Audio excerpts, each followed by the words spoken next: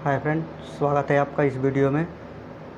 इस वीडियो में हम बात करेंगे रेलवे एनटीपीसी, जो कि रेलवे में एक बहुत ही अच्छी पोस्ट देती है।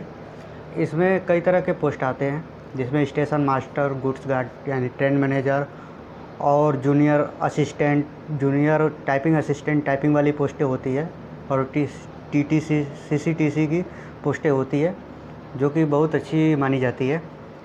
बात करते हैं कि ये हाल ही में एक नोटिफिकेशन आया था जिसमें 10,000 प्लस भर्ती के बारे में बताया गया था। तो इस वाले जो भर्ती है 2024 में, इसमें ये है कि ये भर्ती जो वैकेंसी है फॉर्म फिलअप करने के लिए बहुत जल्द ही आने वाली है, जिस पे आपको पूरे कैटेगरी वाइज और डिटेल जो भी है उसका भर्ती का वैकेंसी का वो पूरा आपको मिल जाएगा। ठीक है, ये बात तो हो गई। अब बात रही कि तैयारी की। बात करते हैं कि रेलवे जो एनटीपीसी है उसकी तैयारी कैसे करनी चाहिए, उसमें क्या आता है। तो सबसे पहले हम बात ये करते हैं कि जो रेलवे एनटीपीसी की भर्ती है, इसकी जब परीक्षा होती है तो ये 2 चरणों में परीक्षा पहले होती है, जो सीबीटी होती है। इसके बाद अलग जो मान लीजिए वैकेंसी है या पोस्ट है, उसके लिए कई तरह के परीक्षा लिए जाते हैं। जैसे कुछ के लिए टाइपिंग है, बाकी के लिए साइको है, तो वो बाद में बात करेंगे। सबसे पहले बात करेंगे कि मेन जो है इसमें CBT 1 और 2 होती है। ठीक है, जो CBT 1 है इसमें आपको 90 मिनट मिलते हैं, जो कि 1.5 घंटा है, और 100 क्वेश्चन रहते हैं, जिसमें आपको वही जनरल अवेयरनेस, उसके बाद से मैथ, उसके बाद से रीजनिंग, जनरल इंटेलिजेंस, 3 सेक्शन में प्रश्न पूछे जाते हैं। ठीक है, इसमें ये रहता है कि आपको 1.5 घंटे में 100 क्वेश्चन करने होते हैं। फिर जो इसका रिज़ल्ट निकलता है, रिज़ल्ट के आधार पे मान लीजिए कि आपने इंटर पे भरा हुआ है फार्म को, इंटर वाले भी भर सकते हैं यानी 10+2, और उसके बाद से ग्रेजुएशन वाले भी भर सकते हैं।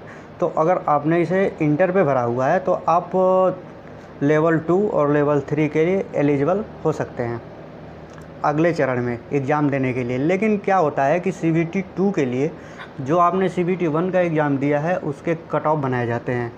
अगर आपका कट ऑफ CBT 2 में, मतलब जो 1 का एग्ज़ाम दिए हैं उसमें लेवल 2 और लेवल 3 दोनों के लिए ही क्वालिफाई है, तो आप 2 एग्ज़ाम देंगे, 2 एग्ज़ाम देने के लिए क्वालिफाई हो जाएंगे। इसमें क्या होता है कि आपको लेवल 2 का एग्ज़ाम एक दिन कराएगा, या हो सकता है सेम दिन ही करा ले, लेकिन अलग अलग शिफ्ट में, यानी आपको उस परीक्षा में 2 एग्ज़ाम देने का मौका मिल जाएगा अगर आप 10+2 हैं। अगर आप ग्रेजुएट हैं तो आप अगर सेलेक्ट किए हैं कि लेवल 2, 3 यानी कि जो कि इंटर स्तरीय है उसका प्लस ग्रेजुएशन का, अगर सबका सिलेक्ट किए हैं तो आपको 5 एग्ज़ाम में बैठने का मौका मिल सकता है।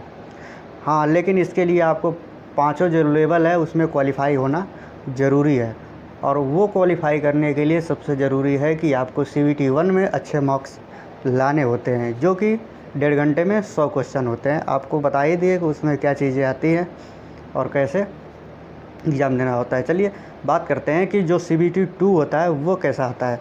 CBT 2 में सेम जो सेक्शन CBT 1 का रहता है वही CBT 2 का भी रहता है, लेकिन इसमें क्या होता है कि टाइम का अंतर हो जाता है। ठीक है, प्रश्न भी थोड़े पहले से आपको कठिन दिखाई देने लगेंगे, ये भी है, क्योंकि हमने दिया है एग्ज़ाम, उसके आधार पर आपको बता रहे हैं कि प्रश्न भी थोड़ा पहले की अपेक्षा कठिन दिखाई देंगे आपको, और समय भी कम हो जाएगा। समय कम कैसे होगा कि समय तो आपको उस टाइम भी 1.5 घंटा ही मिलेगा, यानी कि 90 मिनट, लेकिन क्वेश्चन की संख्या 100 से 120 हो जाएगी। तो उसकी अपेक्षा में यहाँ पे टाइम तो कम हुआ, क्योंकि 120 क्वेश्चन करने के लिए आपको सिर्फ 90 मिनट मिलते हैं, और क्वेश्चन भी मान के चलिए कि पहले से थोड़ा सा कठिन होता है। कठिन क्या, अगर तैयारी अच्छी रहेगी तो वो कठिन नहीं है, सही है। ठीक है, लेकिन इसके लिए मान के चलिए ये चीज़ें हैं कि आपको जो CBT 1 में जो पेपर दिए हैं उस समय ही आपकी तैयारी बहुत अच्छी होनी चाहिए, क्योंकि वही सेम सिलेबस CBT 2 में भी आता है। और CBT 2 में आप अगर ग्रेजुएट हैं तो आपको 5 एग्ज़ाम देने का मौका मिलेगा। समझ जाइए कि 5 अलग अलग तरह के पोस्ट के लिए आपको मौका मिल सकता है। एक में नहीं हुआ, दूसरे में हो जाएंगे, तीसरे में हो जाएंगे, चौथे में हो जाएंगे।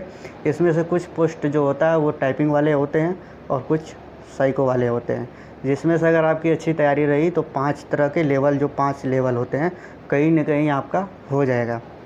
इसके लिए सबसे ज़रूरी है तैयारी। अगर आप अभी सोच रहे हैं रेलवे एनटीपीसी में नौकरी के लिए, तो सबसे पहले आपको अभी से ही तैयारी शुरू कर देनी चाहिए। अगर आपने इससे पहले तैयारी नहीं किया है, तो आप सोच रहे हैं कि हम तैयारी शुरू कर दें, तो आप देरी न कीजिए और भर्ती आने का वेट न करिए, क्योंकि भर्ती जैसे ही आएगा, हो सकता है कुछ टाइम के बाद आपका एग्ज़ाम ले लिया जाए। और अगर एक बार एग्ज़ाम ले लिया जाता है CBT 1, और अगर आपका उसमें अच्छे नंबर नहीं आते हैं तो आप डिस्क्वालीफाई हो जाएंगे। फिर आपका 5 लेवल में बैठने का कोई मतलब नहीं रह जाएगा, क्योंकि आप एक भी लेवल के लिए क्वालीफाई नहीं होंगे। तो इसलिए सबसे अच्छा यही है कि आप अभी से तैयारी में लग जाइए। ये मत सोचिए कि ये CBT 2 के लिए पढ़ रहे हैं या CBT 1 के लिए, क्योंकि सबका सेम ही है, ठीक है। बस थोड़ा सा कठिनाई स्तर बढ़ जाता है, क्वेश्चन सेम टू सेम ही रहता है, थोड़ा सा उसमें बढ़ जाता है। इसलिए आप अभी से तैयारी में लग जाइए, क्योंकि अभी आपके पास टाइम ज़्यादा है। अभी मान लीजिए फॉर्म फिल करने का टाइम भी नहीं आया है, पूरी डिटेल वैकेंसी नहीं आई है कि किस कैटेगरी को किस जोन से कितनी भर्ती मिली है, कितनी वैकेंसी मिली है, अभी ये सब नहीं आया है। तो हम आपको यही कहेंगे कि आप अच्छे से अभी से ही तैयारी में लग जाइए, क्योंकि हम पिछली बार जो अभी एग्ज़ाम हुआ था एनटीपीसी में, वो उस समय हम इंटर पे ही थे, तो मेरे टाइपिंग वाले पोस्ट थे, जिसमें लेवल 2 और लेवल 1 वो CBT 1 और CBT 2 हम क्वालिफाई तो कर लिए। टाइपिंग टेस्ट के लिए मेरा एग्ज़ाम हुआ, उसमें टाइपिंग स्पीड भी अच्छी थी, लेकिन थोड़ा कीबोर्ड में प्रॉब्लम होने के कारण मेरा वो टाइपिंग डिस्क्वालीफाई हो गया। इसलिए हम आपको इस अपने जो नॉलेज है, जो एग्ज़ाम दिए हैं, इस आधार पे आपको बता रहे हैं कि अगर आप चाहते हैं कि रेलवे एनटीपीसी में नौकरी करें तो आपको अभी से तैयारी में लग जाना चाहिए। और आगे जो भी बातें होंगी इससे संबंधित, या अपना मान लीजिए अनुभव शेयर करना होगा, तो आप कमेंट करिएगा, हम आपको बताएंगे कैसे क्या करना होता है, किस तरह से तैयारी करनी होती है, कैसे पढ़ें। क्योंकि देखिए, पढ़ते सब कोई है, लगभग हर कोई पढ़ता है, लेकिन नौकरी जो होती है उसमें से कुछ ही लोगों की होती है। मेन पढ़ने का नहीं होता है कि आप कितना पढ़ें। बहुत लोग कई घंटा पढ़ते हैं फिर भी नौकरी नहीं हो पाती है। बहुत लोग कुछ घंटे पढ़ के ही नौकरी ले सकते हैं।